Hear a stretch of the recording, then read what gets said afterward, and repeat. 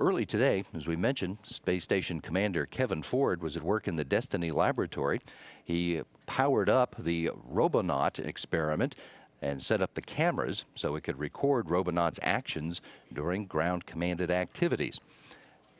That's got started on board the station last year. This experiment is ongoing.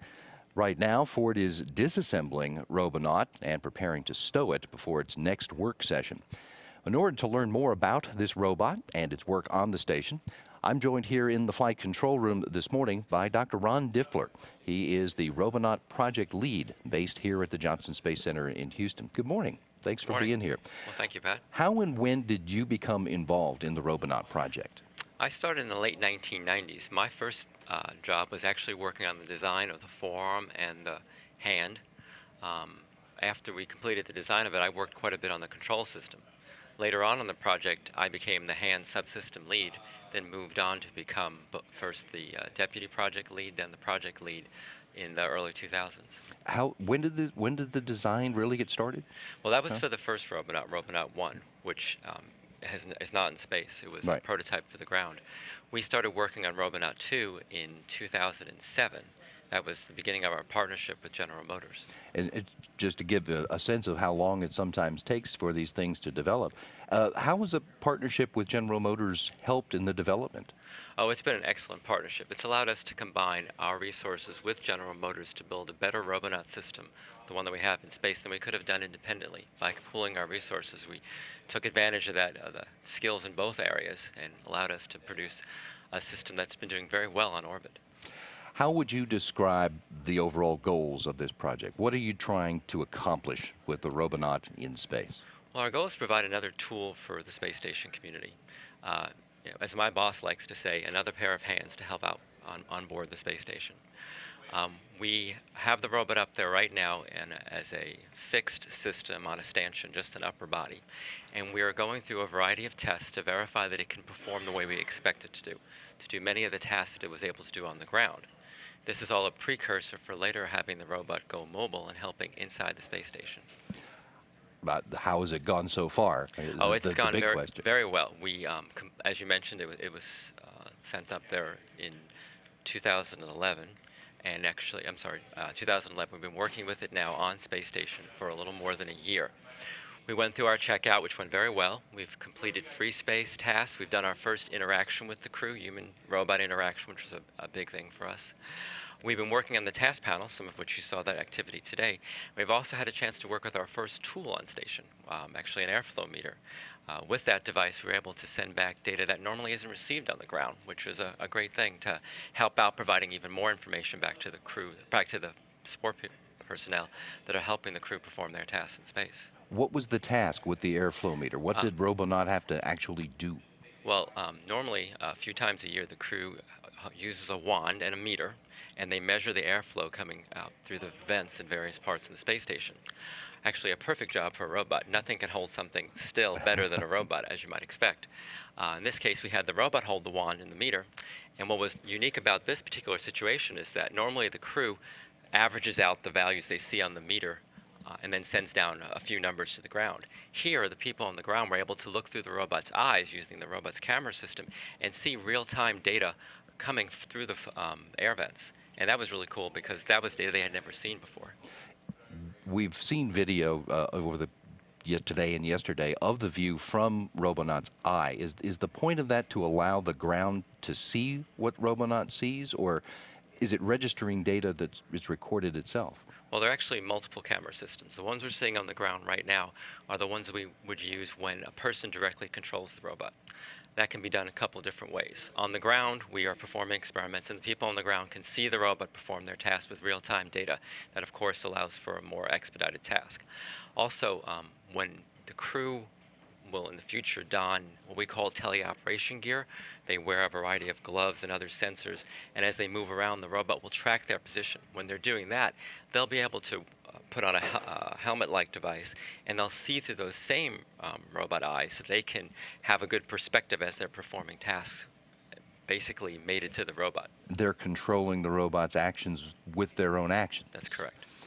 That sounds like that would have application for using it anywhere in the station or outside the station? Actually, that's the biggest value will be when we have the crew person controlling the robot directly when the robot is on the outside of the station, which is something we're planning in the future.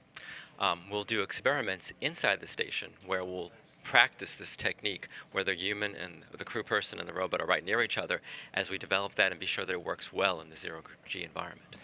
The development is being done in small steps. It's because you said you've been working on it for years. A little Yeah. more than a year, and Yeah. we've been increasing the difficulty of the tasks, essentially. We've been adding to the capability of the robot over time by trying out different subsystems. Initially, we were just controlling it and having it go to predefined positions. Today's experiments, as a matter of fact, involve the use of machine vision. We're using the robot's other set of cameras, machine vision cameras, to find locations where objects are, and the robot drives its hand to those locations. We're doing initial work with that right now to calibrate and verify that the vision system is working properly and adjust it accordingly. Later, we'll incorporate that machine vision technology, and the robot will do tasks in a more automated fashion using that sensor information coming from the cameras. And I think that sounds like the Robonaut would be able to be a lot more useful to the crew if it could perform automated tasks. They'd be given tasks and allowed to go about its business. Absolutely. We see a progression. Right now, we're controlling many of the motions in a very definitive manner, controlling each part of the task very precisely.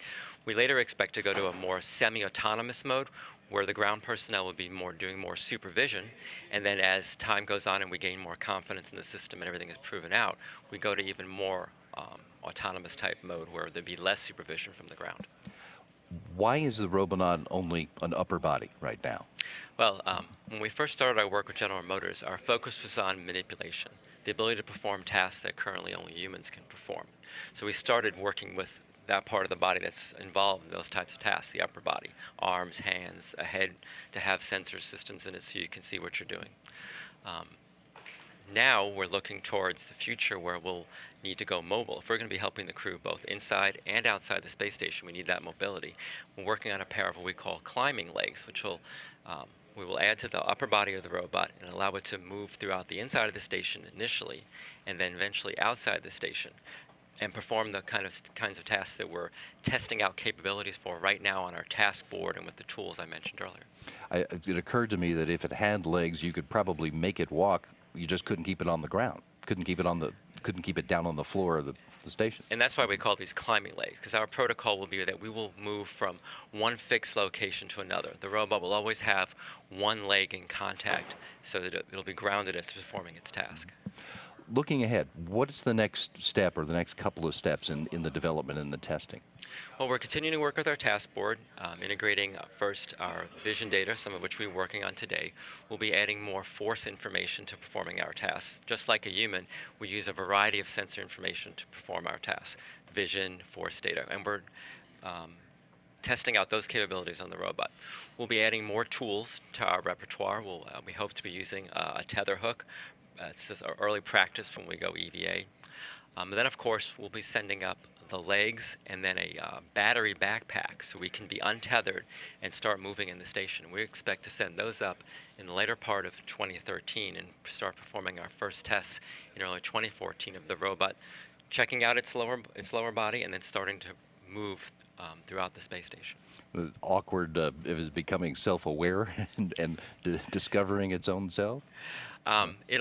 We'll be working with it to check out to be sure that all the new parts we're sending up work well. But right now, its consciousness is pretty much limited to what we tell it to do. Have you given any thought to giving it a voice?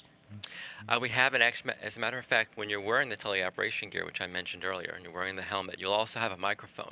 This allows the crew person, to command the robot to change modes. For example, if they're performing a task and they want to rest, they can tell the robot to freeze its limbs. And then the robot's limbs will start moving and the crew person can stop. So we do have a voice interaction system integrated, but we only use it right now when we're doing teleoperation. So the look ahead then, it may be this time next year or roughly, where we could see it really interacting with the crew members and performing tasks.